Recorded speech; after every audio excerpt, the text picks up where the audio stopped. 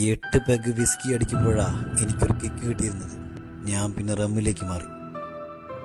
ബ്രാൻഡുകൾ മാറി മാറി കഴിക്കുന്നവർക്കിടയിൽ മണ്ണിൽ വീണ ഈ റമ്മിന് വേണ്ടി നീ ഇത്ര വെപ്രാളപ്പെടുന്നുണ്ടെങ്കിൽ റമ്മിനോടുള്ള നിന്റെ ആക്രാന്തം എനിക്ക് മനസ്സിലാവും.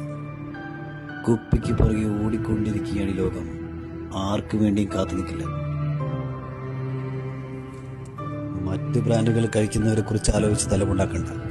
അവരാരും നിന്റെ അത്ര മാട്ടക്കുടിയനല്ല.